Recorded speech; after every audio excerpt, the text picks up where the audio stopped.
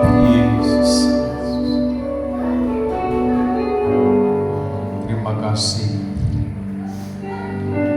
oleh kuasa pengurapan Roh-Mu yang kudus terus membawa hidup kami umat-Mu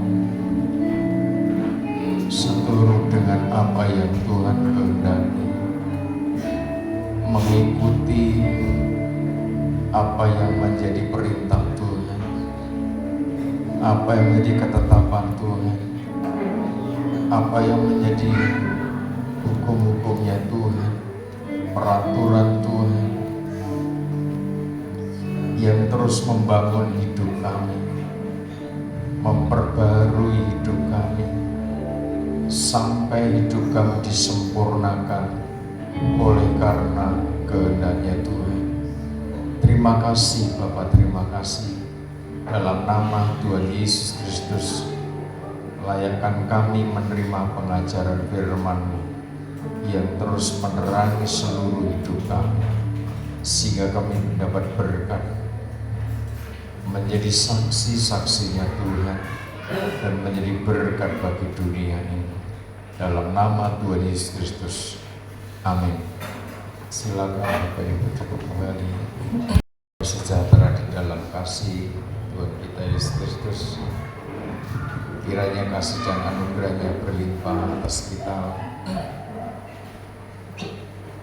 yang ada di ruangan ini maupun di tempat masing-masing yang mengikuti secara live streaming. Kiranya anugerah Tuhan terus dinyatakan atas kita.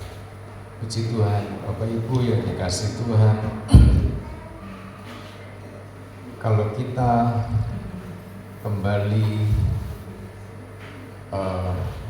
menghubungkan antara pengajaran firman Tuhan yang sudah kita baca, kita dengar, dan terus kita belajar memahami pesan-pesan Tuhan itu, terus kita hubungkan dengan kondisi, situasi yang sedang terjadi akhir-akhir ini, baik di alam semesta maupun yang terjadi atas pribadi lepas pribadi manusia, maka tentunya kita harus secepatnya mengerti apa yang Tuhan mau di dalam hidup kita. Sebab kalau tidak, setan punya cara. Sebagaimana Mesir, pemerintahan Mesir yang dipimpin oleh Fir'aun waktu itu kecenderungan membawa umat manusia berada dalam perbudakan. Setan membangun kerajaannya dengan menjanjikan suatu harapan baru, kehidupan yang baru, kehidupan yang baik, kehidupan yang enak. Tetapi apa yang dibangun oleh kekuatan Mamon itu justru pada ujungnya kelak akan membawa kehancuran kerajaan Mamon itu. Sebab apa?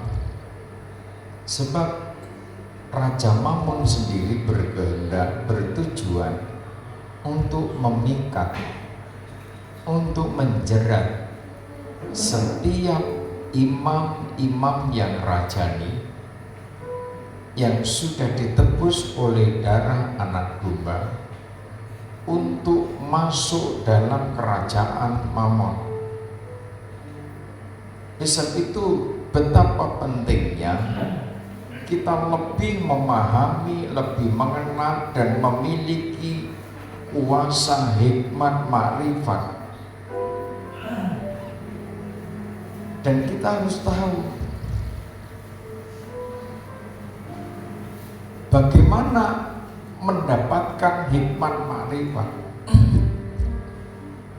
Kalau sekian puluh tahun masing-masing pribadi mendapat kesempatan untuk mengikuti penataran demi penataran, pendadaran demi pendadaran, penempaan mental, spiritual secara khusus dalam penataran demi penataran, yaitu penataran hikmat dan makrifat. Bapak Ibu yang dikasih Tuhan, itu suatu momen yang luar biasa. Satu momen di mana masing-masing pribadi dilatih oleh Tuhan. Bagaimana iman itu harus bertumbuh, bagaimana iman itu harus kuat, bagaimana kasih itu tertambat pada Tuhan, bagaimana pengharapan itu harus tertambat pada Tuhan. Saudara, kita akan belajar memahami kuasa hikmat makrifat. Ada korelasinya dengan perintah, ketetapan, dan peraturan-peraturan Tuhan, pasti. Dan kuasa hikmat makrifat itu hanya ada di balik mezbah kurban bakaran. Kuasa hikmat makrifat itu hanya ada di dalam pengajaran salib.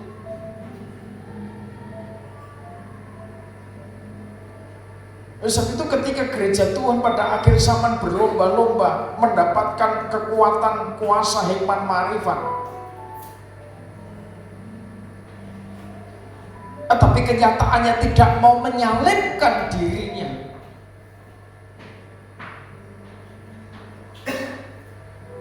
Kalau Roma pasal 12 katakan ibadah yang sejati itu mempersembahkan tubuhnya, hidupnya sepenuh untuk Tuhan.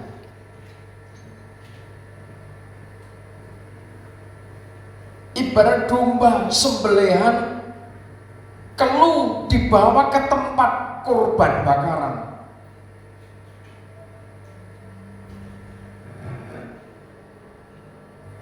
Masing-masing harus paham bahwa di balik mezbah kurban bakaran, di balik salib itu ada kuasa hikmat makrifat yang dahsyat itu. Orang pengen menang, pengen menang, pengen menang, pengen menang. Dalam setiap persoalan.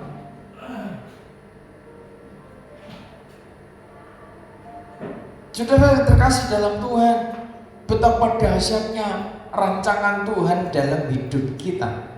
Kalau kita memahami, kita mendapat kemurahan dari Tuhan, kita mendapat anugerah dari Tuhan, maka Wahyu pasal 8 ayat 5 dibaca dulu. Wahyu pasal 8, baru nanti kita akan baca apa itu perintah Tuhan, apa itu ketetapan Tuhan, apa itu peraturannya Tuhan. Wahyu pasal 8 ayat 5, ayat yang kelima. lalu malaikat itu mengambil pedupaan itu, mengisinya dengan api dari mezbah. Yang dimaksud dengan pedupaan itu perbaraan tembaga yang memang merupakan sarana kelengkapan dari mezbah kurban bakaran. Tetapi fungsinya ketika ukupan dibakar, ukupan dimasukkan dalam perbaraan itu, ukupan dimasukkan di dalam sarana atau alat imam. Seorang imam besar harus membawa perbaraan tembaga ini setiap melaksanakan tugas. Ukupan dimasukkan di dalamnya. Sesaat api dari mezbah kurban bakaran itu dimasukkan, maka ukupan ditaburkan di dalam perbaraan itu. Baru dibawa imam masuk ke ruang suci, masuk ke ruang maha suci. Akhirnya ditaruh di atas altar, di atas meja dupa. Saudara terkasih dalam Tuhan, dikatakan lalu malaikat itu mengambil pedupaan itu, mengisinya dengan api dari mezbah, terus dan melemparkannya ke bumi. Ya, maka meledaklah bunyi gurung disertai halilintar dan gempa bumi. jadi kalau kita membaca kata mezbah, ada mezbah dupa, ada mezbah kurban bakaran. Dari bahasa aslinya nanti kita akan tahu Mana yang mezbah dupa, mana yang mezbah korban bakaran. Mezbah korban bakaran dituliskan tusiasterion. Maka di situ dikatakan mengisinya dengan api dari tusiasterion.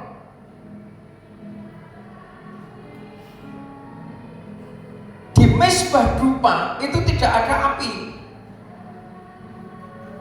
Sumber api yang dimasukkan dalam perbaraan itu sumbernya dari mezbah korban bakaran, dari tusiasterion. Setelah malaikat itu membawa pedupaan dan mengisinya dengan bara api dari mezbah korban bakaran, dilemparkannya ke bumi, maka meledaklah bunyi gurun disertai halilintar dan gempa bumi. Sudah terkasih dalam Tuhan, ketika para pelaksana kegerakan pembangunan tubuh Kristus itu sudah mulai semakin dekat membangun hidupnya, membangun ibadahnya, membangun tahbisan imamatnya sesuai dengan perintah Tuhan, sesuai dengan ketetapan Tuhan, sesuai dengan peraturan-peraturan Tuhan, maka pengaruh otoritas Tuhan itu dipercayakan dalam hidupnya. Ibadah penyembahan yang dikerjakan oleh tim hierarki ini akan mempercepat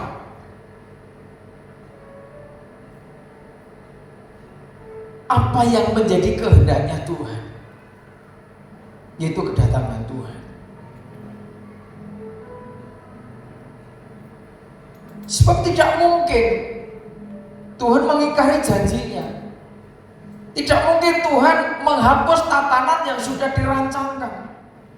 Oleh sebab itu, masing-masing pribadi harus memiliki sebuah kepekaan untuk dengar-dengaran suara roh di tengah-tengah jemaat. Apa yang harus kita kerjakan sesuai tidak dengan perintah Tuhan, sesuai tidak dengan ketetapan Tuhan, sesuai tidak dengan peraturan-peraturan Tuhan. Sebab di sana nanti ada pertimbangan. Karena ini pengajaran setahap demi setahap, nanti terkorelasi semua, terhubung semua.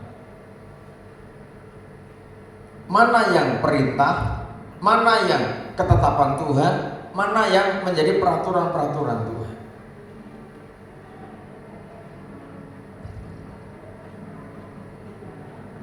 Bagaimana tentang nikah?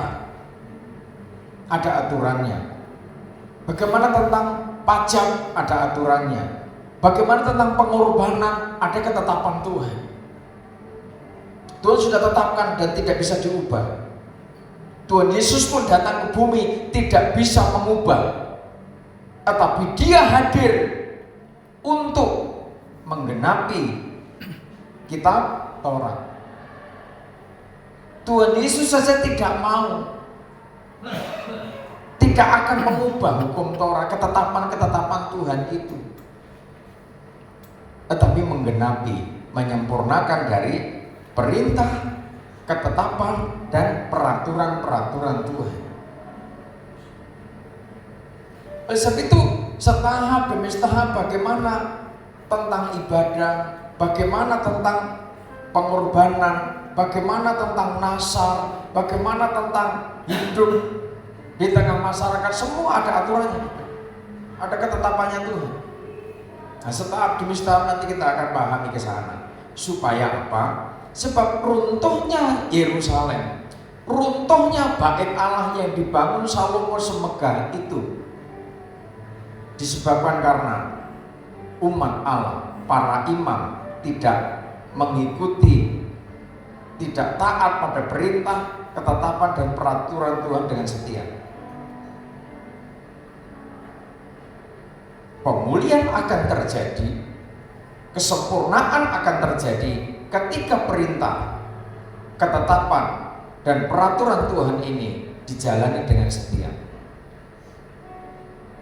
Jika firman Tuhan mengatakan apapun kondisi kita, apapun kondisi umat Tuhan, Tuhan sanggup memulihkan. Dan Tuhan juga luluh hatinya.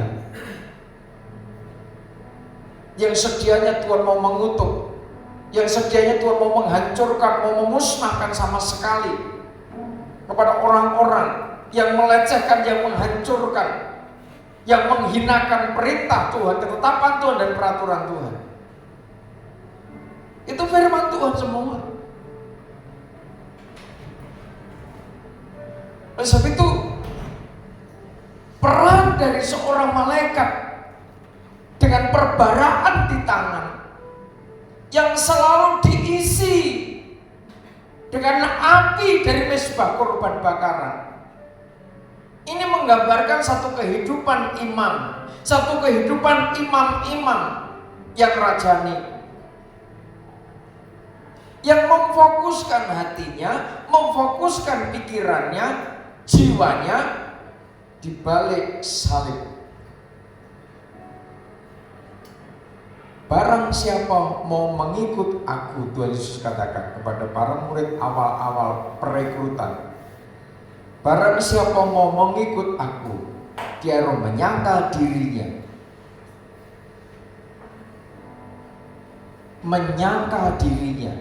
dan mengikut aku. Itu baru murid, baru layak.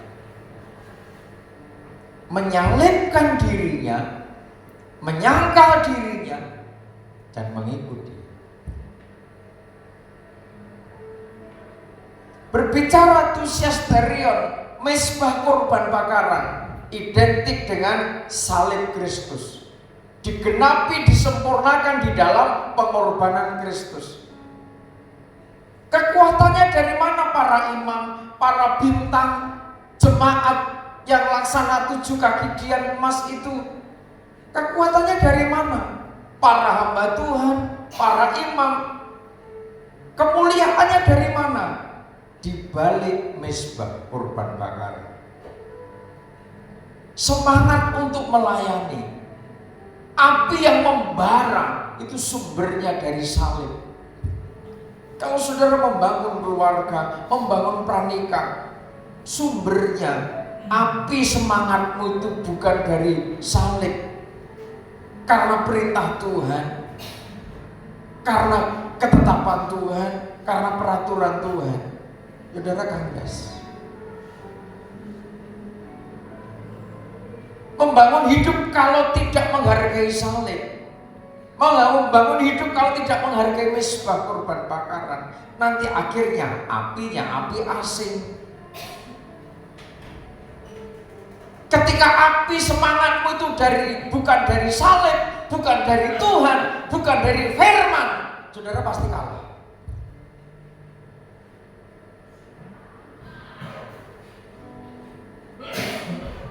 Pasti kalah. Apapun, dimanapun kegiatan saudara, pasti kalah.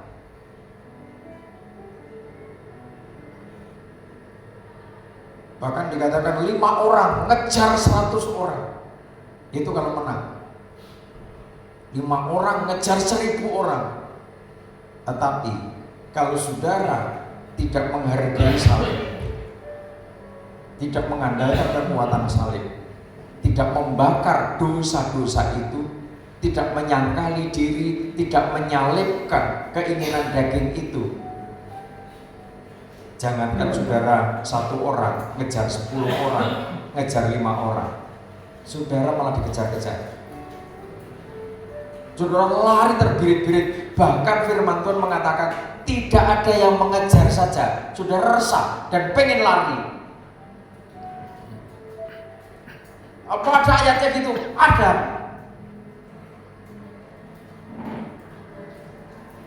Tidak ada yang ngejar saja, saudara pengen lari dari rumah, pengen lari ninggalkan suami, pengen lari ninggalkan istri, bahkan tidak ada yang ngejar. Kalah karena apa? Karena tidak mau menyalibkan daging. api semangatmu membangun keluarga, membangun pekerjaan, bangun usaha, bangun bisnis, powernya bukan dari Tuhan. Hati-hati yang merasa mampu, hati-hati yang merasa bisa, hati-hati yang merasa pengalamannya banyak, bangun bisnis, bangun perusahaan. Kalau apimu bukan dari firman Tuhan, apa yang akan saudara banggakan pada masa-masa sulit? Modal, orang yang punya modal triliunan aja nyungsep.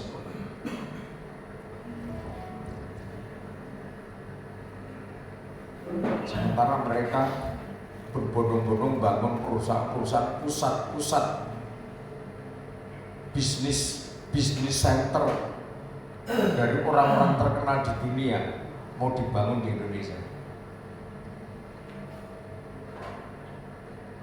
Database artificial intelligence juga mau dibangun di Indonesia. Sudah mulai.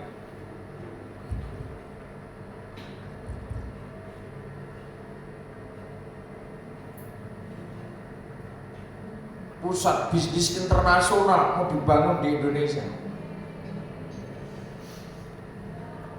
Pusat finansial internasional dibangun di Indonesia.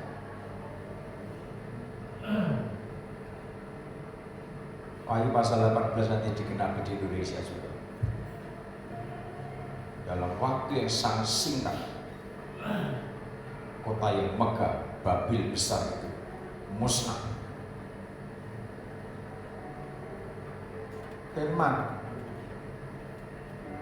saya tidak akan berkata damai saja, tidak ada apa-apa. Kalau saudara berpegang teguh pada perintah Tuhan, ketetapan Tuhan, peraturan Tuhan, aman sudah, aman kita semua. Amin. Karena saudara adalah pelaksana.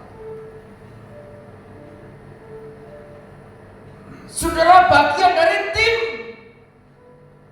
timnya orang-orang yang dipilih oleh Tuhan, yang selalu membawa pedupaan perbaraan itu, perbaraan yang diisi dengan bara api dari mezbah korban bakaran.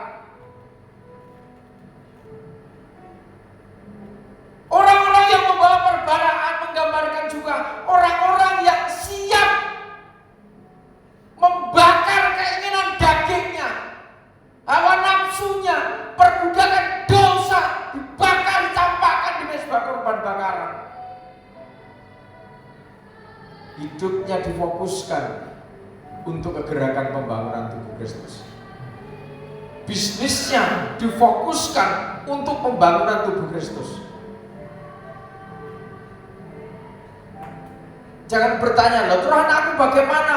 Keluargaku bagaimana? Anakmu, istrimu, suamimu bagian dari organ-organ tubuh Kristus yang harus dibangun. Tidak cukup dengan doa. Iya. Sebab ada saatnya mereka sekolah, bertumbuh sekolahkan, perlu biaya, perlu kerja keras. Kalau sudah mentok, kemampuan kerjanya 1 digit, sementara kebutuhan anakmu 2 digit, Tuhan kan sanggup pakai yang lain. Tapi hargai kasih karunia Allah, hargai kalau ada orang mensponsori saudara, beasiswa, bayari anak-anak, hargai dengan baik. Kalau tidak dihargai, dicopot itu beasiswa itu. Seperti pengalaman yang sudah dibiayai, sudah disponsori, sudah diperhatikan semaksimal mungkin oleh seorang yang dipakai oleh Tuhan, tidak dihargai. Memang peristiwa-peristiwa seperti itu terjadi supaya apa? Mencelekkan bahwa gembala itu kalau ngomong itu iya, tidak dituruti terserah. Satu saat belum pemilu baru tahu.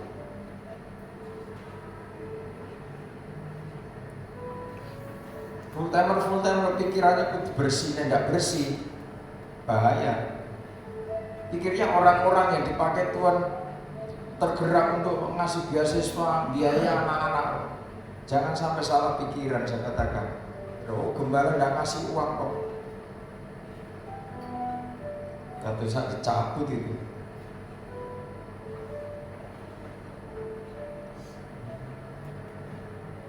Masing-masing pribadi harus belajar menghargai perjuangan, menghargai pengorbanan. Kita ini harus membangun sebuah sistem. Nah, nanti kita bicarakan di momen tertentu. Ibadah itu tidak cukup kita ketemu minggu, selain minggu ada yang ketemu, ada yang tidak. Sebab ada yang datang, ada yang tidak. Persekutuan ibadah tubuh Kristus itu tidak sebatas kita kumpul ibadah, tidak sebatas itu. Tetapi firman Tuhan menetapkan kita harus membangun sebuah sistem. Sistem seperti apa? Seperti Taman Eden.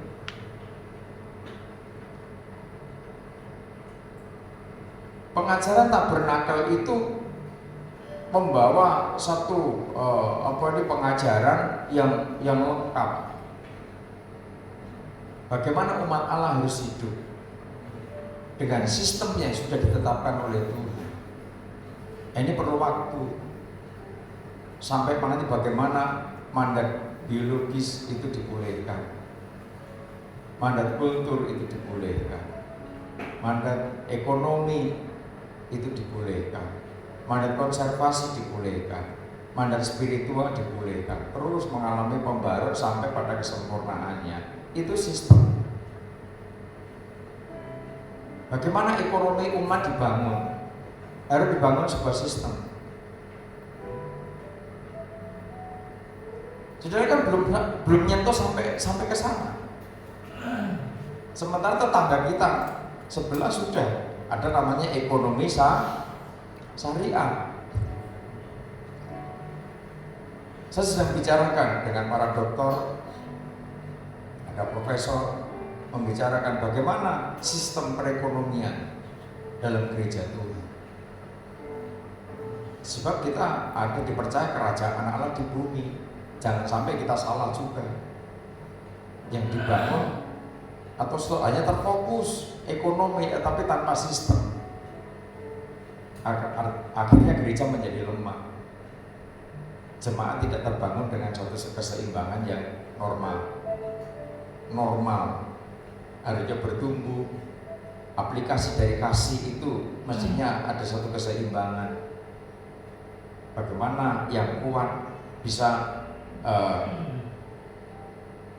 bertindak, melakukan satu aksi, menuntun yang lemah, mensupport yang lemah, sehingga di tengah-tengah umat Tuhan itu ada harmoni kehidupan spiritual yang luar biasa.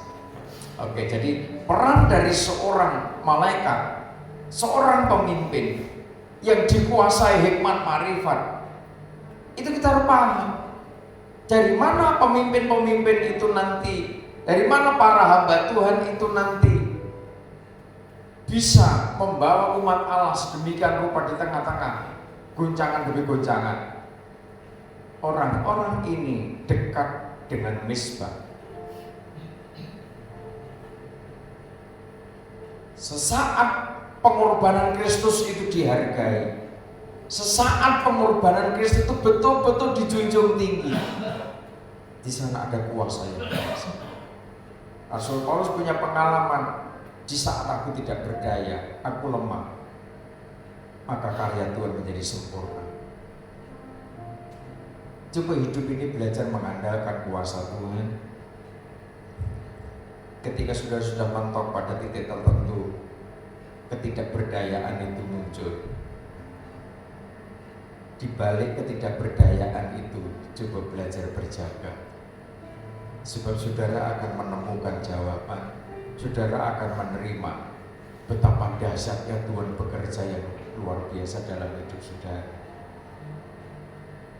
Sebab di balik ketidakberdayaan itu ada suara yang ditunggu-tunggu oleh Tuhan.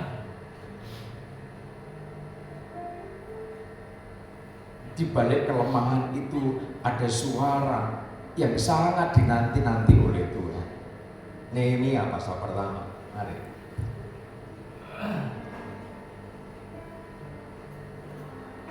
Kitab Nehemia.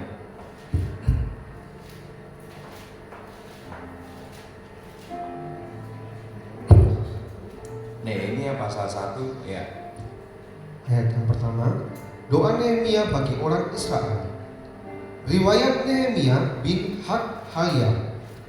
Pada bulan Kisleu tahun ke-20, ketika aku ada di Puri Susa, datanglah Hanani, salah seorang dari saudara-saudaraku, dengan beberapa orang dari Yehuda. Aku menanyakan tentang orang-orang Yahudi yang terluput, yang terhindar dari penawanan, dan tentang Yerusalem.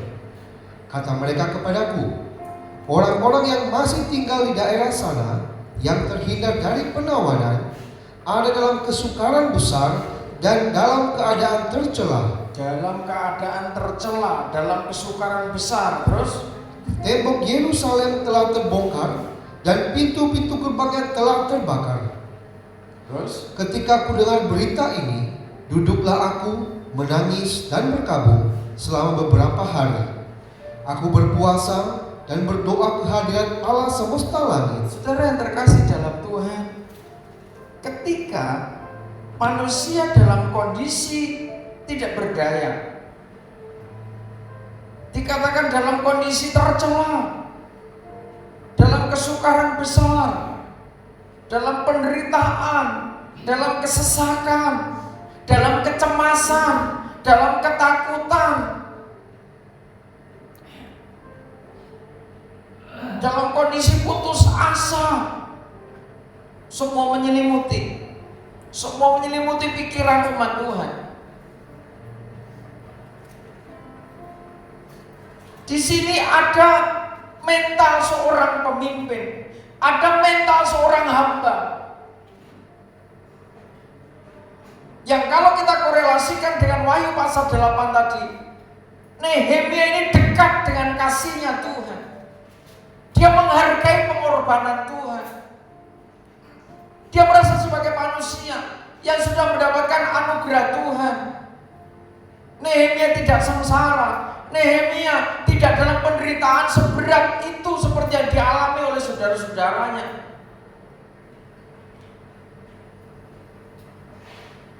Ini ciri, ini pribadi orang yang menghargai kasih Tuhan, menghargai pengorbanan Tuhan.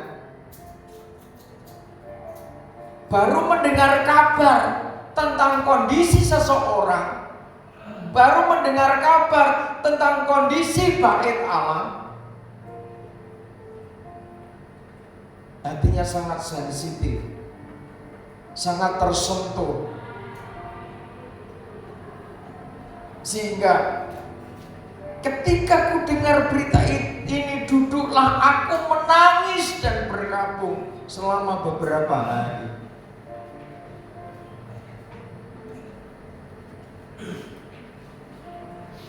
Saya itu membaca ini, seiring membaca firman ini, saya sesaat menerima WA call, ada orang konseling, kadang sejam, kadang 2 jam, kadang sesaat ada orang WA ditulis menceritakan tentang kondisinya, kondisi keluarganya, kondisi pelayanannya, kondisi gerejanya, kondisi nikahnya, kondisi anak-anaknya. Bukan kabar baik yang saya terima, bukan kabar baik yang saya baca. Rata-rata kabar yang tidak enak kalau dibaca, kalau didengar. Proses demi proses, penderitaan demi penderitaan. Soal pekerjaan, soal pranikah, soal nikah, apa saja. Rata-rata mereka mengatakan, Pak Yohanes, saya sudah tidak kuat.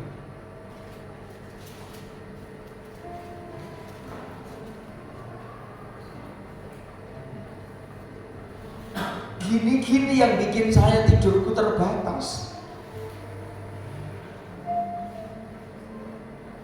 Berita-berita seperti ini yang bisa di pikiran saya terus bergerak. Tuhan tolong, Tuhan ampuni mereka.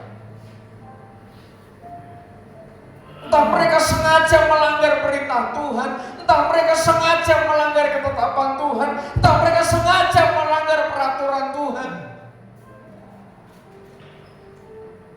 Tapi Tapi tolong ampuni mereka supaya disadarkan dan mohon pengampunan kepada Tuhan bahwa hidupnya sudah ditebus oleh pengorbanan Kristus itu. Dan di balik pengorbanan Kristus ada kekuatan dan kuasa iman marifat yang dahsyat itu.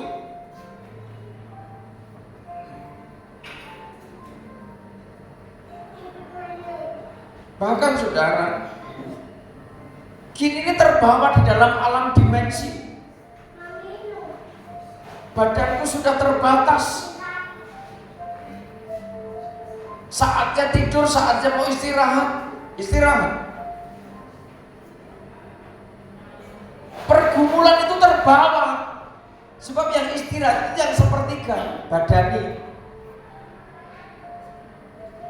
Jiwa dan rohmu tidak pernah tidur.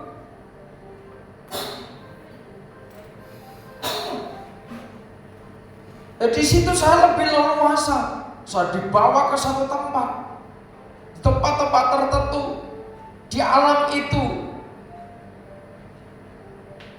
Saya tergerak untuk berdoa.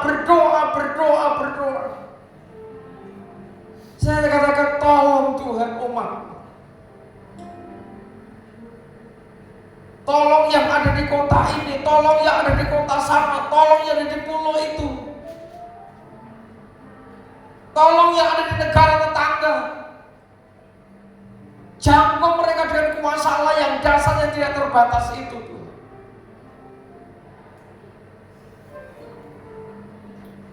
Sebab ketika manusia belum berada pada titik kesadaran tentang dosanya, tentang pelanggarannya, maka suara manusia yang dinanti-nantikan Tuhan belum muncul. Suara yang dinanti-nantikan Tuhan itu muncul ketika manusia sudah betul-betul dibuat tidak berdaya. Tentang pranikahnya, saudara pikirnya enak pranikah itu.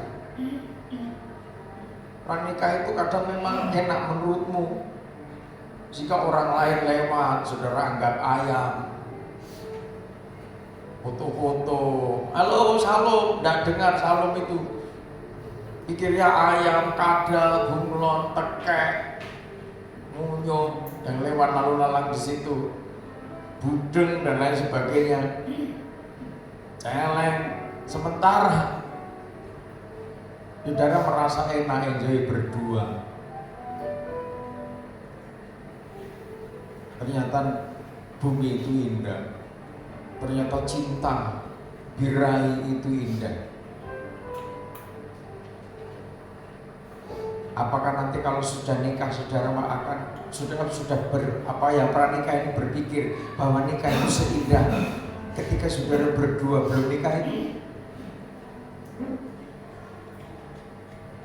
Belum komeng Mas Abdul. Penuh air mata bareng.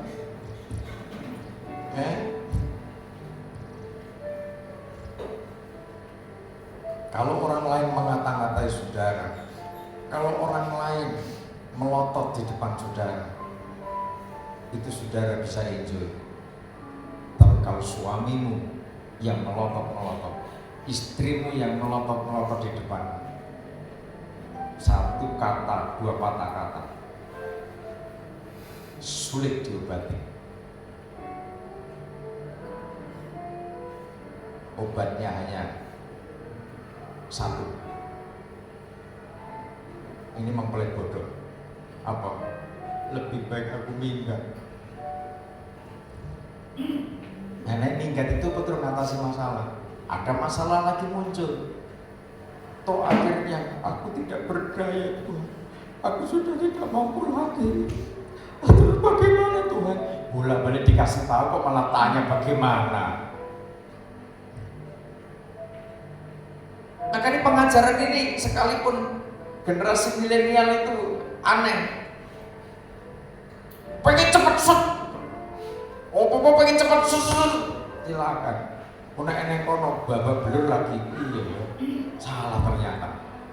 Tapi direm orang tua, kadang gondok, kadang mutung.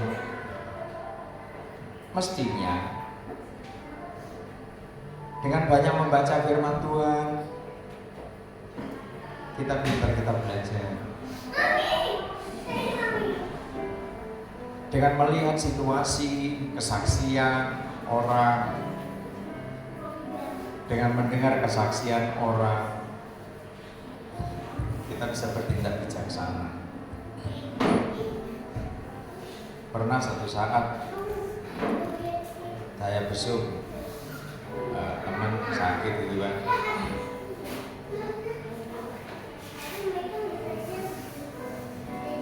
Aku kiranya Bapak cepat dipulihkan, cepat sembuh. Ini harus betul-betul dijaga supaya awet panjang umur. Apa kata istrinya? Ya nek menurut saya ya udah saatnya diawetkan Pak. Nggak perlu diawetkan urip. Secepatnya diawetkan malah senang saya. Coba seorang istri yang dulu pacarannya enjoy, sayang disayang, apa-apa selalu pakai kata saya. Ketika sudah rusuh, sudah usur, tidak lagi diperlukan. Kata kasarnya, wis mati malah seneng aku. Itu di depan saya. Izin Bu, saya doakan Bapak. Nggih monggo.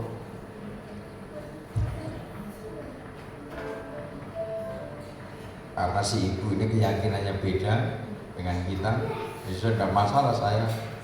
Bapaknya ini masih setia, ibadah, dia doa. Ya enak, dia katakan apapun yang terjadi saya tetap Yesus, Pak Yohanes, sampai kapanpun tetap Yesus. Aneh-aneh, persoalan di dunia ini bervariasi, beragam. Yang kesemuanya itu kalau kita tidak sikapi dengan kebenaran firman Tuhan, maka kita jadi tersesat. Saudara yang terkasih dalam Tuhan, Nehemia ambil sikap positif, duduk menangis berkabung selama beberapa hari.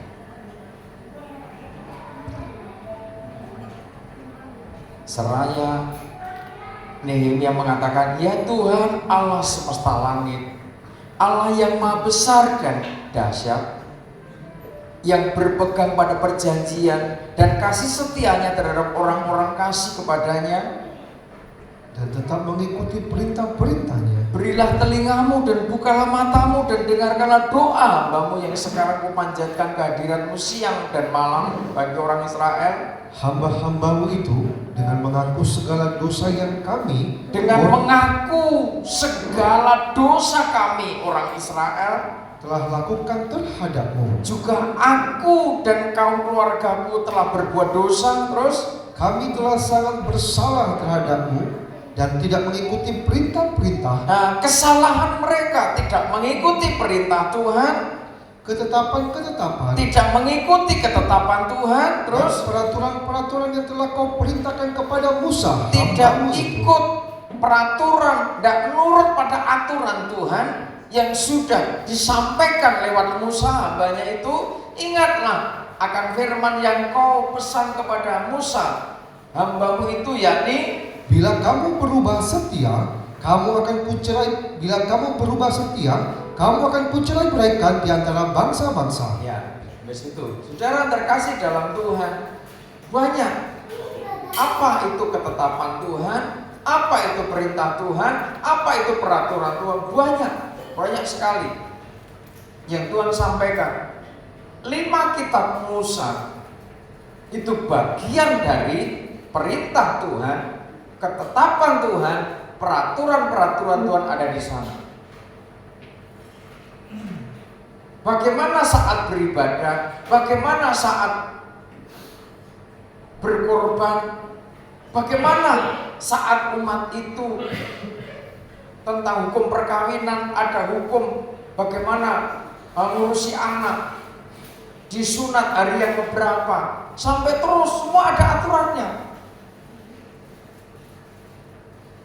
Kalau orang bernasar itu seperti apa? Kalau yang dinasarkan itu anaknya harus bagaimana? Sementara yang bernasar sudah meninggal. Ada aturannya semua. Bagaimana kalau umat itu menasarkan rumahnya? Bagaimana kalau umat itu menasarkan tanahnya? Semua ada tertulis dengan rapi di dalam kitab itu. Sementara yang menasarkan sudah meninggal, ada semua ditata di sana. Ada aturan-aturannya.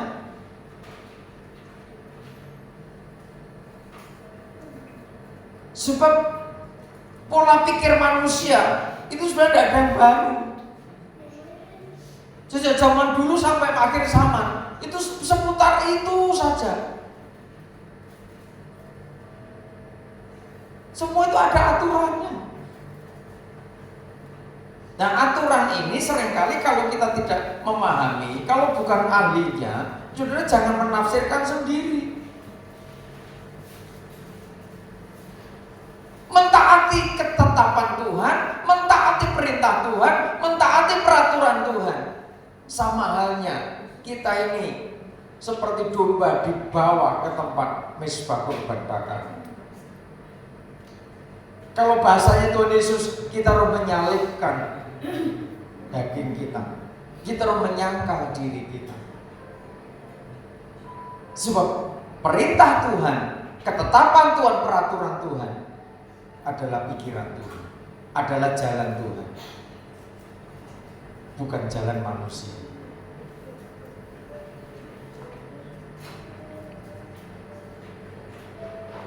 Nehemia memohonkan ampun. Jadi di sana ada perintah. Perintah itu mitzvot. Bahasa aslinya perintah itu mitzvot. Mitzvot itu artinya perintah atau mandat yang harus dilakukan. Ini petunjuk pada apa yang Allah perintahkan secara langsung kepada umat Tuhan. Kalau dikorelasikan dengan 10 hukum yang merupakan perintah itu, jangan ada Allah lain di hadapanku, jangan hormatilah ayah dan ibumu, jangan membunuh, jangan mencuri, itu perintah. Jadi perintah itu menekankan ketaatan terhadap apa yang Tuhan kehendaki. Nah, ketetapan, kalau ketetapan itu dari bahasa aslinya cukim. Tulisannya CHUKIM, cukim. Cukim itu artinya ketetapan, ketentuan, aturan yang telah ditetapkan Allah. Kata ini merujuk pada suatu yang Allah tetapkan sebagai aturan tetap, khususnya dalam kehidupan beribadah dan kehidupan umat Allah. Ini ketetapan Tuhan. Sesuatu yang sudah ditetapkan Tuhan dalam hal ibadah itu bagaimana? Yang mimpin ibadah seperti apa? Tata cara ibadah seperti apa? Korban yang ditetapkan dalam ibadah sebagai orang beribadah itu apa saja? Di sana ada semua, sudah. Ada sulung, ada 1/10, ada tatangan, ada timang-timang, ada korban penebus salah, ada korban penghapus dosa. Banyak ketetapan-ketetapan itu. Dan itu kalau kita pahami dengan benar dan kita jalani, maka kesempurnaan itu menjadi bagian gereja organisme tubuh Kristus.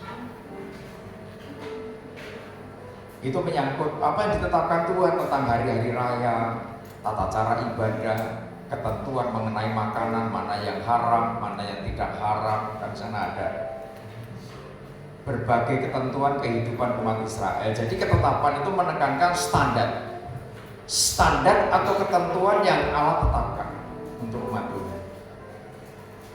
Ini tidak boleh dilanggar. Terus yang ketiga itu peraturan, kan perintah, ketetapan, peraturan. Peraturan itu mispatim bahasa aslinya. hukum, keputusan hukum, aturan keadilan, peraturan yang mengatur hubungan antara manusia. Hukum pergaulan kalau bahasa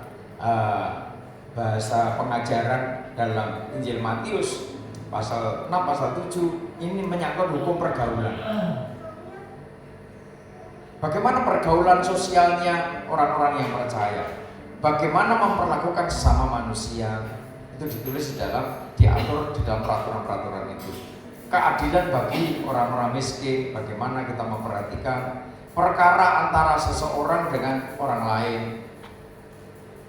antar personal, ada persoalan, bagaimana cara mengatasi, di sana juga ada ditulis sudah.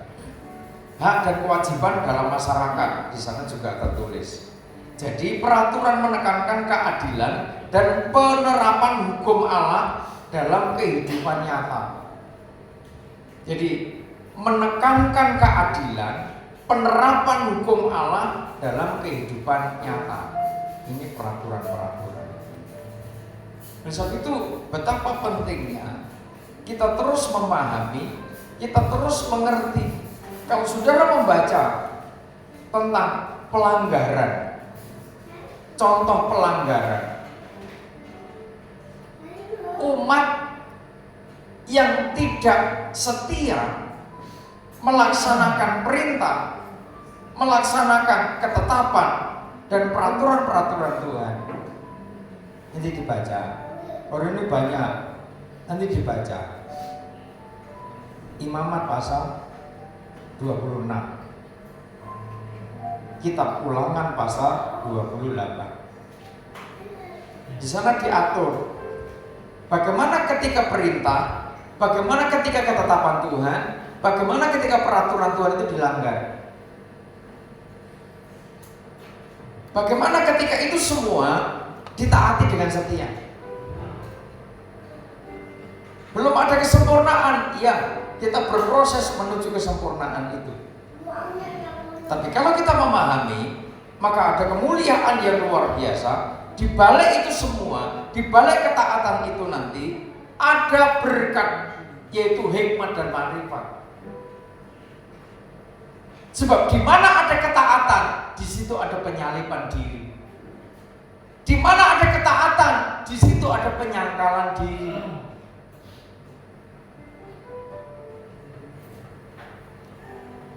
Di situ ada kesetiaan, di situ ada kemuliaan. Di situ ada penolakan, maka di situ ada persoalan. Sudah terkasih dalam Tuhan, ketika ada penolakan demi penolakan dari hukum-hukumnya Tuhan, sudah tidak akan semakin menang. Coba teliti, apa yang baik merupakan perintah Tuhan, merupakan ketetapan Tuhan, merupakan peraturan-peraturan Tuhan yang sudah pernah saudara alami, pernah saudara jalani dengan setia, dan saudara tidak melakukan itu semua. Saudara berhenti melakukan itu, ketetapan Tuhan. Coba amati bagaimana kondisi hidup saudara. Tidak usah tengok sana sini, tidak usah lihat siapapun. Lihat dirimu sendiri, teliti, baca, refleksi diri. Sementara sudah tidak mentaati perintah Tuhan, ketetapan dan peraturan Tuhan, apa yang terjadi dalam hidup saudara? Teliti dengan baik. Sebab kekalahan demi kekalahan, perbudakan demi perbudakan, pasti muncul lagi di sini. Tidak bisa tidak mengerti firman kok. Tuhan itu maha tahu ya. Siapa Tuhan? Ya firman. Dia maha tahu cara mendidik saya, cara mendidik istri, ibu gembala saudara, cara mendidik saudara masing-masing pribadi. Tuhan punya cara, dia maha tahu. Jika saudara tidak perlu, kenapa aku tidak seperti dia? Sudah tidak perlu bertanya-tanya, kenapa aku diciptakan seperti ini? Tuhan lebih tahu. Dia yang mencipta saudara, Tuhan lebih tahu, lebih paham saudara. Tuhan lebih paham mendidik saudara. Ada saatnya ketika saudara belum keok betul-betul tidak berdaya, saudara belum mengucapkan ampun Tuhan, aku salah. Tetapi ada orang mengatakan baru diajak jahat, dia sudah mengatakan Tuhan ampun Tuhan, jangan sampai aku terjebak ke situ. Ini baru diajak jahat. Tetapi ada orang yang sudah melakukan kejahatan, melakukan pelanggaran demi pelanggaran, berulang-ulang kali, itu adalah zona nyaman dagingnya. Tidak disalibkannya, tidak dibakar di atas mezbah kurban bakaran. Apakah menjadikan saudara kuat? Ketika sudah mengikuti keinginan dagingmu, apakah sudah cukup ganteng? Membangun pranikah cukup ganteng? Kalah sama CEO. Ya kan? CEO sekarang kan ganteng-ganteng. Apakah saudara hanya mengandalkan kecantikan? Itu bedanya perempuan sundal babe dengan perempuan mempelai Tuhan. Gereja organisme tubuh Kristus jubahnya matahari, bulan dan bintang. Gereja palsu jubahnya serba ungu, pakaian lenan yang dahsyat, yang megah, yang mewah. Wahyu pasal 17. Tapi suatu saat pernikahan gereja palsu dengan nabi-nabi palsu, dengan binatang antikris, akhirnya gereja dimakan sendiri. Sebab orientasi nikahnya hanya daging.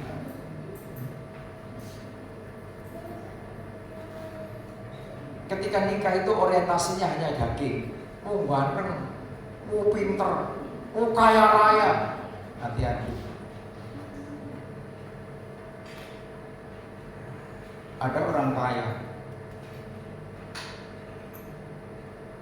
menikahi orang sederhana. Ketika istrinya ini, maaf saya sebutkan, ketika istrinya menderita kanker, dibuang.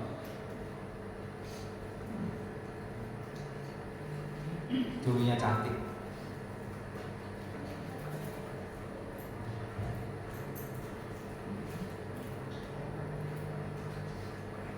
Kami banyak teman penyintas kanker, ratusan. Ada saatnya mereka juga curhat, ada saatnya mereka konseling, ada saatnya mereka minta support. Kenapa Putri kok bisa sesehat itu, sekuat itu sampai sekarang?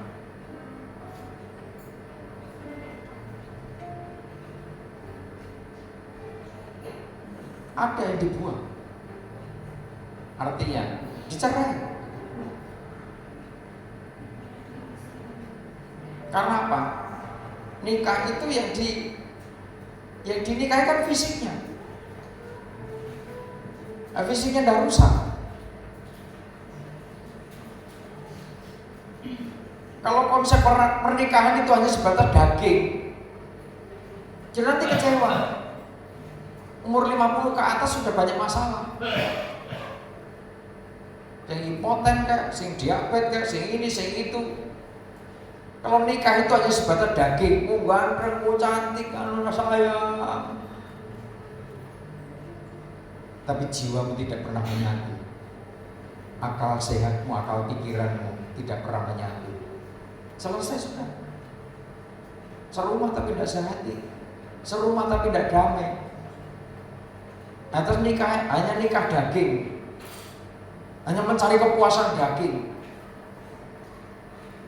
Yang diperlukan nikah sah, agama sah, pemerintah sah, aktivitasnya hanya kawin. Maaf, yang dibicarakan sana sini. Apa umat Tuhan tidak perlu memahami soal itu? Sex education perlu,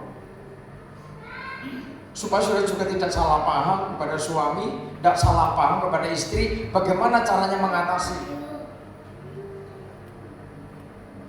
suami yang tidak bisa menahan diri, sehingga satu saat saudara mengalami puncak orgasme sama-sama. Jujur aja,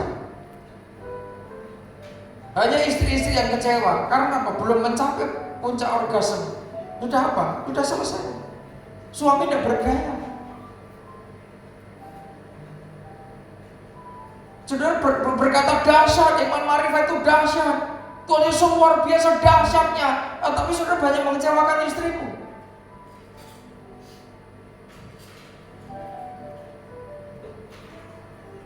Ada pertanyaan, lah Om, kalau gimana? Kalau memang kondisiku sudah tidak berdaya dalam hal itu, makanya perlu diatasi. Supaya sebagai laki-laki juga tidak low, tidak minder, tidak sensitif, merasa tidak berdaya, merasa tidak kepake. Terus aku nak buangan yang pager, buangan yang kalian yang laki lagi tidak berguna. Ada yang teman itu buaka, saya sudah sebagai kepala rumah tangga saya sudah tidak berguna Pak Yu. Apalagi sakit seperti ini saya sudah tidak ada gunanya. Mau istri membuang saya pun saya sudah siap. Memang saya sadar saya tidak ada gunanya sekarang dan seperti dulu.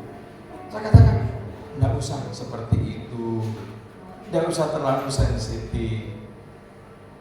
Sadar diri, bertobat, mohon ampun kepada Tuhan. Tidak ada barang yang mustahil di hadapan Tuhan. Amin. Bolak-balik mengatakan Tuhan dasar, Tuhan dasar. Tidak ada mustahil. Kesembuhan itu dari batinmu sendiri. Orang lain mau ngomong apapun, bahkan Tuhan Yesus sendiri datang. Kalau sudah Tuhan Yesus datang, apa katakan? Besar imanmu, imanmu menyembuhkan. Hei ibu, besar imanmu, imanmu menyelamatkan, imanmu menyembuhkan.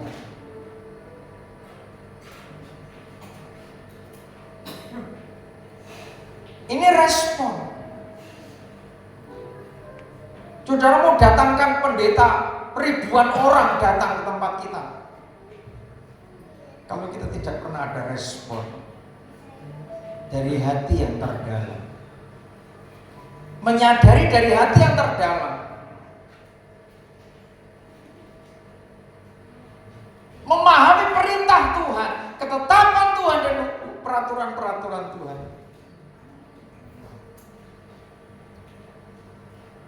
Tuhan itu luar biasa. Imamat pasal 26. Masih ada waktu. Imamat pasal 26. Ini perintah Tuhan. Ayat pertama, judulnya berkat. Janganlah kamu membuat berhala bagimu dan patung atau tugu berhala janganlah kamu dirikan bagimu. Juga batu berukir, janganlah kamu tempatkan di negerimu untuk sujud menyembah kepadanya, sebab akulah Tuhan Allahmu. Ya, kamu harus memelihara hari Sabatku dan menghormati tempat kudusku, akulah Tuhan. Terus, jikalau kamu hidup menurut ketetapanku dan tetap berpegang pada perintahku serta melakukannya, maka aku akan memberi kamu hujan pada masanya. Ya, ada berkat. Ketika umat manusia itu memperhatikan ketetapan Tuhan dan berpegang pada perintahnya untuk melakukannya, maka aku akan memberi kamu hujan pada masanya. Terus, sehingga tanah itu memberi hasilnya dan pohon-pohonan di ladangmu akan memberi buahnya. Ya, singkat kata, apa yang dikerjakan, apa yang kita kerjakan, apa yang saudara kerjakan, Tuhan buka jalan memberkati usaha saudara. Terus, lamanya musim mengirik bagimu akan sampai kepada musim memetik buah anggur, ya, dan lamanya musim memetik buah anggur akan sampai kepada musim menabur. Ya, artinya ini berkatnya itu loh, sambung menyambung. Berkat panenan yang lalu masih Sudah datang lagi berkat yang baru. Kuasa salib sedahsyat ini. Kuasa iman marifat membawa kita sedahsyat ini untuk kita mengerti kehendaknya Tuhan. Terus, mari. Kamu akan makan makananmu sampai kenyang dan diam di negerimu dengan aman tentram. Ya, terus. Dan aku akan memberi damai sejahtera di dalam negeri itu. Ada damai sejahtera di tengah-tengah keluarga saudara. Ada damai sejahtera di tengah-tengah negeri di mana kita tinggal, di mana kita ada. Terus, sehingga kamu akan berbaring dengan tidak dikejutkan oleh apapun. ya, berbaring dengan damai. Saatnya istirahat, ada waktu istirahat dalam damai. Ada sukacita yang luar biasa. Terus, aku akan melenyapkan binatang buas dari negeri itu, ya, dan pedang tidak akan melintas di negerimu. ya, kamu akan mengejar musuhmu. Dan mereka akan tewas di hadapanmu oleh pedang. 5 orang dari antaramu akan mengejar 100 orang. Terus, Dan 100 orang dari antaramu akan mengejar selasa. ya, Dan semua musuhmu akan tewas di hadapanmu oleh pedang. ada kuasa yang memberi kemenangan atas setiap persoalan, atas setiap tantangan, atas setiap permasalahan yang saudara hadapi. Saudara mendapat jalan keluar. Ada kuasa yang membawa saudara menang dan terus maju mendapat kemenangan dari Tuhan. Ini dasarnya. Fokus mengikuti perintah Tuhan, fokus mengikuti ketetapan Tuhan, fokus mengikuti apa yang menjadi peraturan-peraturan Tuhan. Dari anak-anak belajar setia, belajar setia. Anak-anakku yang studi baik SD, SMP, SMA yang kuliah punya prestasi. Sebagaimana Tuhan percayakan, masing-masing punya prestasi. Dan rata-rata anak-anak yang setia, dimanapun saudara studi, saudara punya prestasi nanti seperti mereka. Gitu loh. Mari terus. Dan aku akan berpaling kepadamu, Ya, dan akan membuat kamu beranak cucu serta bertambah banyak. Ya. Dan aku akan melakukan perjanjianku dengan kamu. ya, sampai berkat itu, sampai anak cucu keturunanmu diberkati Tuhan. Perjanjian Tuhan itu abadi. Ini luar biasanya kuasa Tuhan. Luar biasanya kasih Tuhan atas umat pilihan Tuhan. Terus, Kamu masih akan makan hasil lama dari panen yang lampau, dan hasil lama itu akan kamu keluarkan untuk menyimpan yang baru. ya, ini luar biasa. Ini luar biasa. Luar biasanya orang yang memperhatikan perintah Tuhan, orang yang memperhatikan ketetapan Tuhan, orang yang memperhatikan peraturan-peraturan Tuhan. Coba perhatikan lagi ayat 10 dibaca ulang, Mas. Kamu masih akan makan hasil yang lama terus Dari panen yang lampau, ya, dan hasil lama itu akan kamu keluarkan untuk menyimpan yang baru. ya. Seiring saudara memperhatikan perintah Tuhan, seiring saudara memperhatikan ketetapan Tuhan, seiring saudara memperhatikan apa yang di peraturan-peraturan Tuhan. Ini proses bagi kami secara pribadi, saya secara pribadi penggembalaan. Ini proses. Sebab bagaimana ibadah harus tegak, bagaimana pengorbanan harus ditegakkan, bagaimana tahbisan imamat harus ditegakkan. Tidak lepas dari pengorbanan imamat harus ditegakkan. Ini tidak mudah. Ini proses bagi penggembalaan, proses bagi semuanya. Penggembalaan mau menyampaikan demi tegaknya peraturan, demi tegaknya ketetapan, demi tegaknya perintah Tuhan. Ini juga tidak mudah. Sebab seiring dengan zona nyaman dunia akhir zaman, umat Tuhan itu cenderung meninggalkan perintah Tuhan, cenderung meninggalkan ketetapan Tuhan, cenderung meninggalkan peraturan Tuhan. Gawe aturan dewe. Soal korban juga gawe aturan dewe. Soal ibadah gawe aturan dewe. Kalau ibadah dalam pola tabernakel itu ada ibadah pelita emas, ada ibadah misbah dupa, ada ibadah meja roti sajian. 3 macam ibadah. Itu pola yang ditetapkan Tuhan. Namanya ketetapan. berarti harus diikuti. Berarti kan ibadah harus minggu, ibadah harus ibadah pelita emas, ibadah Bible study, ibadah mesbah dupa. Berarti seminggu ibadah pentelu. Nah terus yang tak lakoni selama ini ibadah ping piro?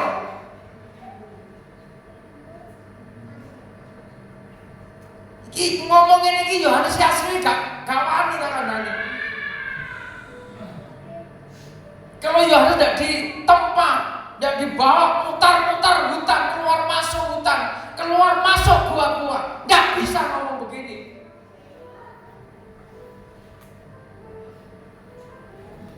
Tapi ini proses. Makanya Yesaya mengatakan sebagai seorang hamba Tuhan, siapa yang percaya dengan pemberitaan ini?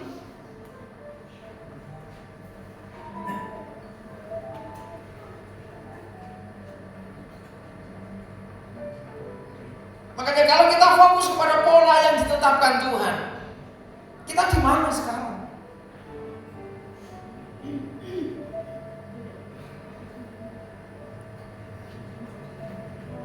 Sementara kalau kita memperhatikan itu sampai dasarnya Tuhan itu mengatur, kita menikmati panen yang lampau dan hasil yang lama akan kamu keluarkan untuk menyimpan yang baru. Berkat sing iki durung entek. Iki wis teko meneh.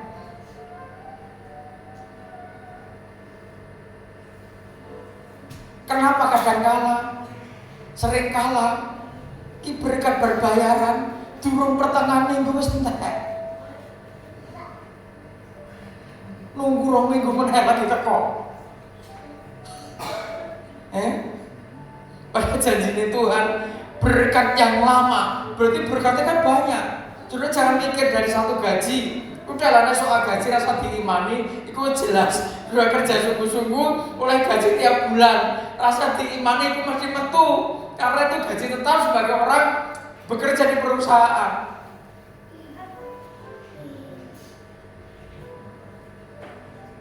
Karena waktu itu umat Tuhan, mereka itu beternak, mereka itu bertani. Ada kebun anggur, ada kebun zaitun. Ini sebentar lagi panen zaitun di mana? Yerusalem dan sekitarnya. Jadi mereka itu panen setahun sekali. Tetapi panen setahun sekali itu bisa disimpan sampai bahkan sampai panen yang ke depan, tahun depan, panen tahun depannya lagi masih ada. Ini hikmahnya orang Israel untuk memanage berkat-berkat panen yang Tuhan percayakan pada mereka. Jadi betul-betul sampai hasil pertaniannya itu masih di gudang, masih tersimpan, sementara sudah panen lagi. Itu yang terjadi atas Israel.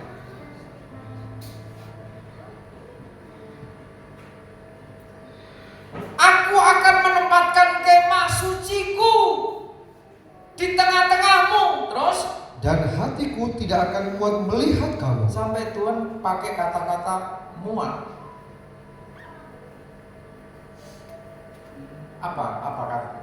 Apa artinya muat? Muat itu apa? Apa yang paling simpel? Muat itu apa? Bosan.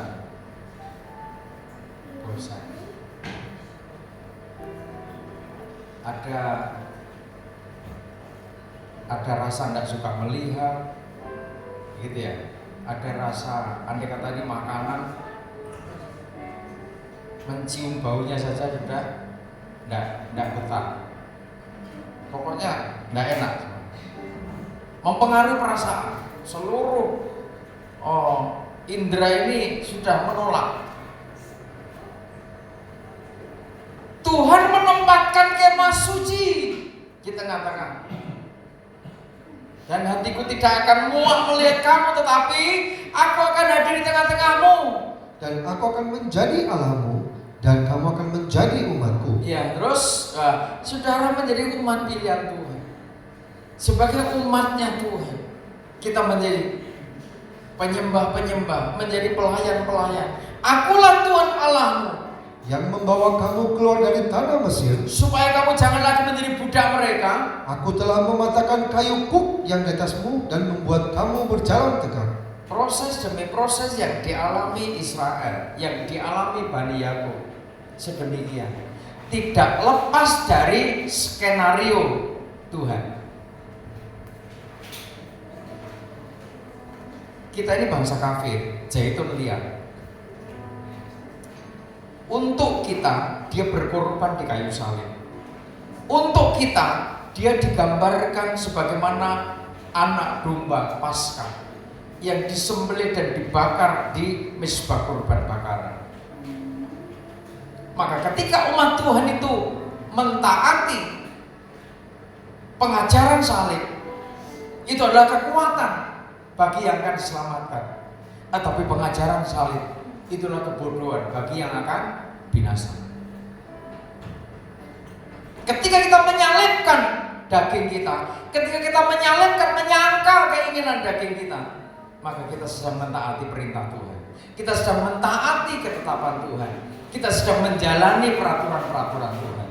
Sekarang kutuk, tadi berkat, sekarang kutuk. Tetapi jikalau kamu tidak mendengarkan daku dan tidak melakukan segala perintah itu, jikalau kamu menolak ketetapanku dan hatimu muak mendengar peraturanku, hatimu muak mendengar peraturanku, sehingga kamu tidak melakukan segala perintahku dan kamu mengingkari perjanjianku. ya, orang yang tidak mentaati, tidak menjalankan ketetapan Tuhan, perintah Tuhan, peraturan Tuhan, itu identik dengan orang yang muak kepada perintah Tuhan, muak saat mendengar perintah Tuhan.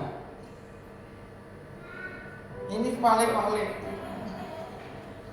Manusia pengen mendapat kelegaan, manusia pengen mendapat kemuliaan, uripe ayam tentrem, tetapi muak ketika mendengar firman, menolak. Ini kan bahaya. Nah, seperti apa? Ini firman. Maka aku pun akan berbuat begini kepadamu. Hati-hati kalau sudah tidak suka firman. Hati-hati kalau tidak suka perintah Tuhan, tidak suka ketetapan Tuhan, tidak suka peraturan-peraturan Tuhan.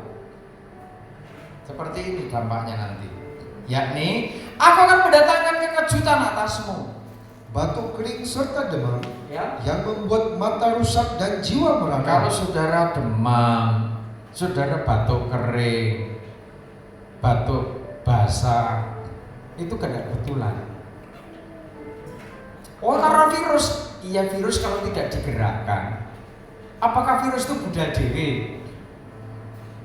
Apa kita berani bantah firman? Batuk kering, demam yang membuat mata rusak dan jiwa merana, maka kamu akan sia-sia menabur benih, karena hasilnya akan habis dimakan musuh. Aku sendiri akan menentang kamu, sehingga kamu akan dikalahkan oleh musuhmu, ya, dan mereka yang membenci kamu akan menguasai kamu, ya, dan kamu akan lari, ya. sungguh pun tidak ada orang yang mengejar kamu. Tidak ada yang ngejar saudara, saudara pengen lari. Makanya ketika sudah di kantor ngadepi masalah, satu orang, dua orang, di rumah, di lingkungan ada orang yang usir dengan saudara. Ini firman Tuhan.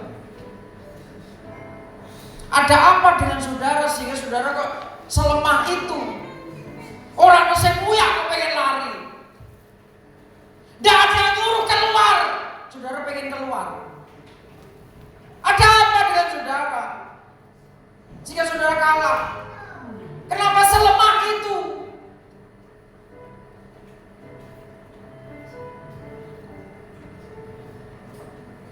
Jangan-jangan Tuhan menentang saudara. Ada yang tidak suka dengan caramu pranikah. Tuhan tidak suka dengan caramu hidup, caramu melayani, caramu sembahyang, caramu bergaul. cara kerjamu, cara ngomongmu. Hati-hati. Kalau firman ini sudah disampaikan, hambanya berdoa, jangan sampai saudara kalah. Hambanya terus berdoa supaya saudara ada kekuatan untuk tegak memperhatikan perintah, ketetapan dan peraturan Tuhan. Diulang ayat 17, aku sendiri akan menentang kamu sehingga kamu akan dikalahkan oleh musuh. Dikalahkan musuh. Terus, dan mereka yang membenci kamu akan menguasai kamu. Orang yang membenci kamu akan menguasai kamu. Terus, dan kamu akan lari, sungguh pun tidak ada orang mengejar kamu. kalau sudah dibenci, apa sudah mau balas yang kebencian? Orang yang berhikmat, bermakrifat itu dikasih hikmat untuk menaklukkan musuh tanpa mempermalukan musuh. Perang tanpa bolo filosofinya. Saudara sendiri, jangankan ngadepi satu orang, 5 orang ngadepi 100 orang, berarti satu orang berapa? 20. Artinya Tuhan itu mempercayakan, meminjamkan kekuatan kuasa yang luar biasa dalam hidup saudara, bukan hanya untuk mengatasi persoalan saudara saja, tetapi mengatasi banyak orang, mengatasi persoalan orang, mengatasi persoalan perusahaan. Sekalipun itu bukan perusahaan saudara, saudara bekerja di situ, dapat berkat dari situ. Saudara cakap mengatasi perusahaan orang yang saudara pimpin. Karena apa? Ada kuasa yang tidak terbatas. Orang yang membenci saudara tidak akan menginjak saudara, tidak akan berani menguasai saudara. Saatnya sudah bangkit. Perkataanmu itu api untuk membangun dan merobohkan kefasikan. Sekalipun masih muda, tidak diremehkan. Itu pentingnya. Saudara baru ingat, penting dididik sembahyang di tengah hutan, penting dididik puasa, penting dididik mentalmu.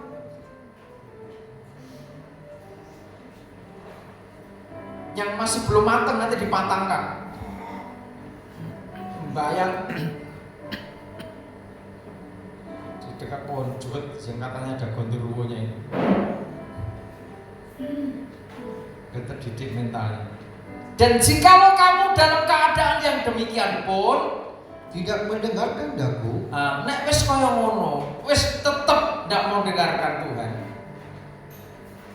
maka aku akan lebih keras menghajar kamu sampai 7 kali lipat karena dosamu. Terus, dan aku akan mematahkan kekuasaanmu yang kau banggakan, ya, dan akan membuat langit di atasmu sebagai besi dan tanahmu sebagai tembaga. ya, terus Maka tenagamu akan habis dengan sia-sia, tanahmu tidak akan memberi hasilnya, ya. dan pohon-pohonan di tanah itu tidak akan memberi buahnya. Apa hidup kayak ini? Saya punya teman cantik, selebritis, yang laki gantengnya juga luar biasa. Tidak ada yang ngalahkan ibaratnya pada zamannya. Itu 90 tahun yang lalu. Semua tidak ada yang nyamai dia.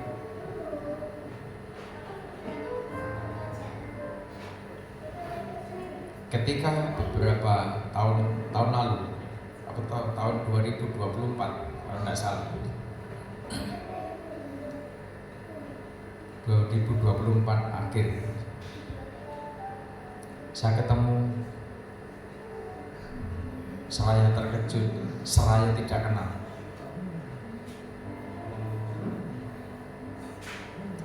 Saya ingat ketika saudaranya ini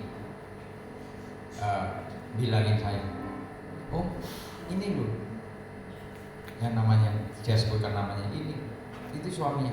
Loh, masa sih? Loh, om pangling, saya minta ampun betul-betul saya pangling. betul, bukan saya sengaja enggak nyapa. Dia untuk di belakang gitu, di kursi di belakang. Mohon ampun. Saya betul-betul panggilin saya. Sudah 10 tahun yang lalu. Hampir 32 tahun. Lebih 33 tahun yang lalu. Apa saja mereka dulu ada. Mulai dari finansialnya, fisiknya, semua layaknya. Dan tidak ada masalah yang ke depan. Di kondisinya sekarang. Kapan hari saya lihat fotonya lagi. Saya belum tunjukkan istri, lupa beberapa seminggu lalu.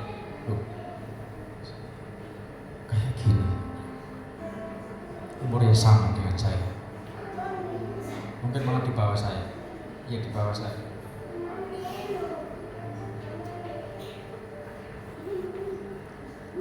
Ketika umat Tuhan yang dulunya setia menjalani perintah Tuhan, ketetapan Tuhan, peraturan Tuhan, perlindungan Tuhan terlampau dahsyat. Yerusalem terlampau dahsyat. Temboknya kokoh, pintu-pintu gerbangnya dahsyat. Tapi ketika Yerusalem menyerahkan dirinya pada perbudakan, dia tidak lagi setia mengelola bait Allah dengan baik. Yerusalem tidak lagi setia membangun imannya, membangun keimamannya dengan baik. Ini bertambah terus.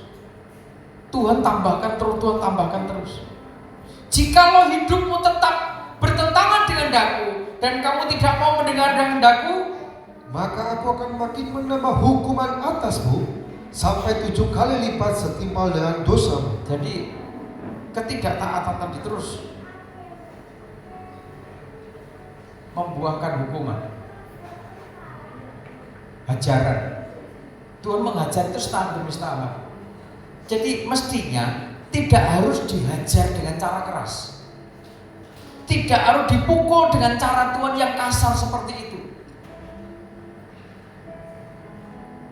Mestinya cukup seperti Nehemia mendengar kabar tentang penderitaan umat, mendengar kabar tentang kegagalan saudara kita, mendengar kabar tentang kondisi saudara kita. Ayo cepat nangis, cepat mohon ampun.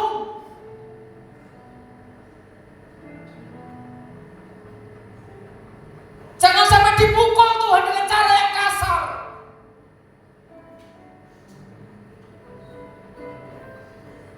Tambah lagi 7 kali lipat setimpal dengan dosamu. Aku akan melepaskan kepadamu binatang liar yang akan memunahkan anak-anakmu dan yang akan melenyapkan ternakmu, serta membuat kamu menjadi sedikit sehingga jalan-jalanmu menjadi sunyi. Ya, jikalau kamu dalam keadaan yang demikian pun tidak mau kuajar, ya, dan hidupmu tetap bertentangan dengan daku, maka aku pun akan bertindak melawan kamu dan kamu sendiri akan menghukum kamu 7 kali lipat karena dosamu. Terus, dan aku akan mendatangkan ke atasmu suatu pedang yang akan melakukan pembalasan oleh karena perjanjian itu. Bila kamu berkumpul kelak di kota-kotamu, maka aku akan melepaskan penyakit sapar ke tengah-tengahmu dan kamu akan diserahkan ke dalam tangan musuh. Ya, jika aku memusnahkan persediaan makananmu, maka 10 perempuan akan membakar roti di dalam satu pembakaran. Mereka akan membalikkan rotimu menurut timbangan tertentu dan kamu akan makan tetapi tidak menjadi kenyang. Dan jikalau kamu dalam keadaan yang demikian pun tidak mendengarkan daku dan hidupmu tetap bertentangan dengan daku, maka aku pun akan bertindak keras melawan kamu dan aku sendiri akan menghajar kamu 7 kali lipat karena dosamu. Kalau Tuhan sudah bertindak sedemikian rupa, ini ibarat bahasa Jawa, saya jadi ingat bahasa Jawa Jawa keduduk kedungsang-dungsang, persoalan demi persoalan terus susul menyusul, yang sebenarnya sumbernya Tuhan hanya minta, Tuhan hanya pengen mendengar, Tuhan ampuni aku.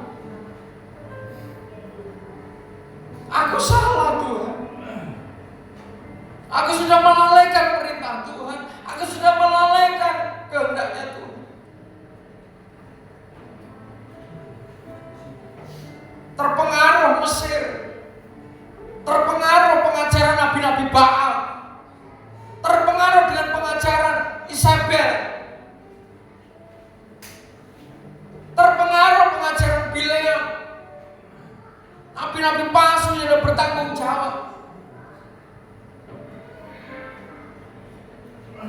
Terjebak dalam pemberhalaan. Sehingga Tuhan murka atas umatnya. Dan kamu akan memakan daging anak-anakmu laki-laki dan anak-anakmu perempuan, ya. Dan bukit-bukit pengorbananmu akan kupunahkan, dan segala pedupaanmu akan kulenyapkan. Ya, terus Aku akan melemparkan bangkai-bangkaimu ke atas bangkai-bangkai berhalamu, dan hatiku akan muat melihat kamu. orang seperti ini masih ibadah. Ada korban bakaran, ada mesbah dupa, ada pedupaan. Sepertinya menyembah Tuhan, sepertinya masih beribadah, sepertinya membawa korban, tapi pengorbanannya tidak diperkenan oleh Tuhan. Penyembahannya tidak diperkenan oleh Tuhan, dicungkir balikkan oleh Tuhan. Ibadahnya hanya megah di hadapan manusia, tetapi di hadapan Tuhan tidak diperkenan Tuhan dan diperhitungkan Tuhan. Kota-kotamu akan kubuat menjadi reruntuhan, Dan tempat-tempat kudusmu akan kurusakkan, ya. dan aku tidak mau lagi menghirup bau persembahanmu yang menyenangkan. Ya, tidak ada persembahan yang menyenangkan untuk Tuhan. Ada gerutu, ada sumur-sumur di balik persembahan-persembahan itu. Ada yang diskusi debat tentang korban perpuluhan, ada yang debat diskusi tentang persembahan sulung, ada debat tentang persembahan korban ucapan syukur, korban persembahan untuk pembangunan gereja, persembahan untuk pembangunan pastori, semua dibicarakan di mana-mana. Ini lagi up gereja-gereja. Para pendeta dipusingkan oleh diskusi orang-orang yang fasik, oleh orang-orang yang tidak bertanggung jawab, oleh nabi-nabi palsu yang mau mencampakkan perintah Tuhan, mencampakkan ketetapan Tuhan, mencampakkan peraturan Tuhan. Kelihatannya ibadahnya megah, kelihatannya manusiawi, tetapi ternyata tidak ada yang menyenangkan hati Tuhan. Aku sendiri akan merusakkan negeri itu, Sehingga musuhmu yang tinggal di situ akan tercengang karenanya. tetapi kamu akan kuserahkan di antara bangsa-bangsa lain, dan aku akan menghunus pedang di belakang kamu. Dan tanahmu akan menjadi tempat tandus, dan kota-kotamu akan menjadi reruntuhan. Pada waktu itulah tanah itu dipulih, itu pulih dari dilalaikannya tahun-tahun sabatnya. Selama tanah itu tandus, dan selama kamu tinggal di negeri musuh-musuhmu, Pada waktu itulah tanah itu akan menjalani sabatnya, dan dipulihkan tahun-tahun sabat yang belum didapatnya. selama ketandusannya tanah itu akan menjalani sabat, Yang belum dijalaninya pada tiap-tiap tahun sabatmu, ketika kamu masih diam di situ. dan mengenai mereka yang masih tinggal hidup dari antaramu, Aku akan menetapkan kecemasan dalam hati mereka, di dalam negeri-negeri musuh mereka, sehingga bunyi daun yang ditiup angin pun akan mengejar mereka. ya terus, Dan mereka akan lari seperti lari menjauhi pedang, dan mereka rebah, sungguh pun tidak ada orang yang mengejar. ya sekalipun tidak ada orang mengejar, ada daun jatuh kaget. Orang itu kalau sedang ada urusan dengan Tuhan, ada suara yang aneh, ada suara kecil di sekitarnya saja, sudah ketakutan. Sekalipun tidak ada yang mengejar. Kalau Tuhan sedang mengurus umatnya untuk kembali taat, kembali setia, menghargai perintah Tuhan, menghargai ketetapan dan peraturan-peraturan. Bila kita menghargai tahun-tahun sabat itu, menghargai tahun-tahun Yobel, menghargai tahun pembebasan itu, untuk kita hidup dipulihkan oleh Tuhan. Terus, Dan mereka akan jatuh tersandung seorang kepada seorang, seolah-olah hendak menjauhi pedang. ya terus, Sungguh pun yang mengejar mereka tidak ada, sungguh pun yang mengejar tidak ada, dan kamu tidak akan dapat bertahan di hadapan musuh-musuhmu. ya, dan kamu akan binasa di antara bangsa-bangsa lain.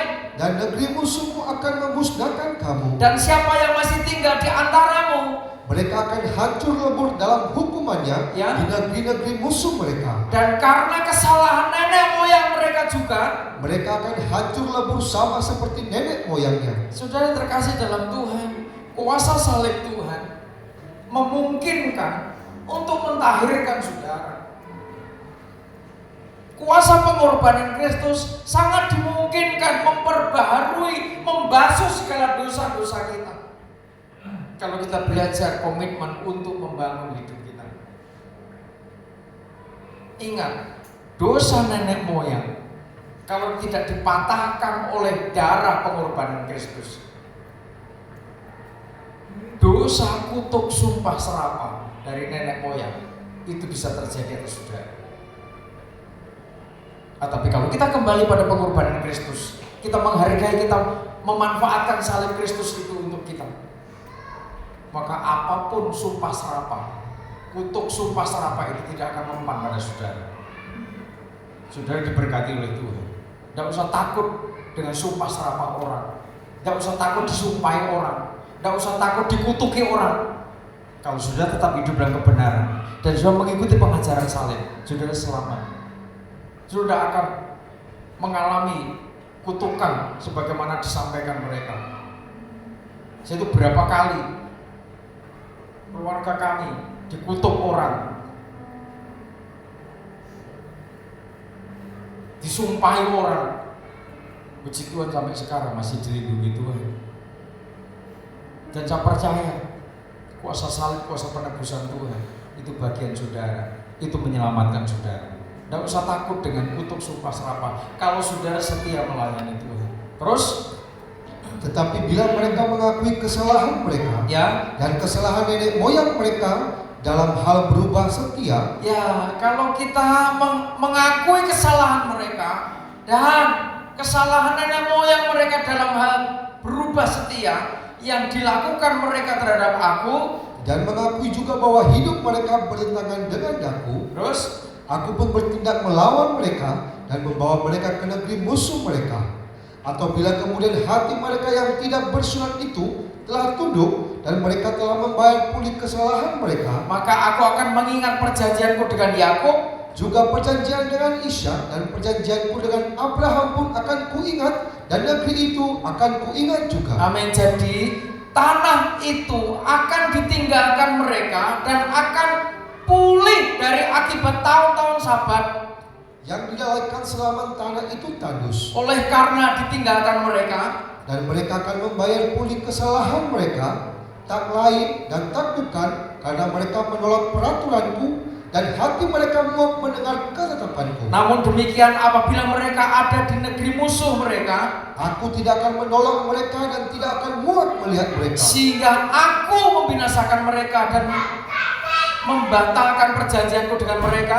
Sebab akulah Tuhan Allah mereka. Untuk keselamatan mereka, aku akan mengingat perjanjian dengan orang-orang dahulu yang kubawa keluar dari tanah Mesir di depan mata bangsa-bangsa lain, supaya aku menjadi Allah mereka. ya, akulah Tuhan, itulah ketetapan-ketetapan, peraturan-peraturan serta hukum-hukum yang diberikan Tuhan berlaku di antara dia dengan orang Israel di Gunung Sinai dengan perantaraan Musa. Tuhan Yesus luar biasa. Saudara yang terkasih dalam Tuhan, perintah Tuhan, ketetapan Tuhan, peraturan Tuhan, Tuhan Yesus katakan Dia hadir ke bumi tidak untuk meniadakan hukum Taurat, tetapi untuk menggenapkan, untuk menyempurnakan, untuk menjalani perintah Bapa itu, untuk menjalani ketetapan Bapa itu, untuk menjalani peraturan-peraturan Bapa itu. Di saat itu, ketika kita kembali untuk setia, ketika kita kembali untuk taat, ketika kita kembali untuk menghargai, tidak sebatas mengingat, tetapi menghargai apa yang menjadi perintah Tuhan, apa yang menjadi ketetapan Tuhan, apa yang menjadi peraturan Tuhan. Ini adalah bagian Tuhan untuk menyelamatkan saudara, untuk memulihkan saudara, sehingga keluarga saudara diberkati Tuhan, nikah saudara diberkati Tuhan, pernikah saudara diberkati Tuhan, pekerjaan, ladang, apapun yang Tuhan percayakan dalam hidup saudara, sudah diberkati Tuhan. Sudah di kota, kotamu diberkati Tuhan. Sudah di kampung, kampungmu diberkati Tuhan. Karena saudara menjadi berkat tampil dengan perintah Tuhan, tampil dengan ketetapan Tuhan, tampil dengan peraturan Tuhan. Hidupmu menjadi berkat di mana saudara ada. Tuhan Yesus memberkati.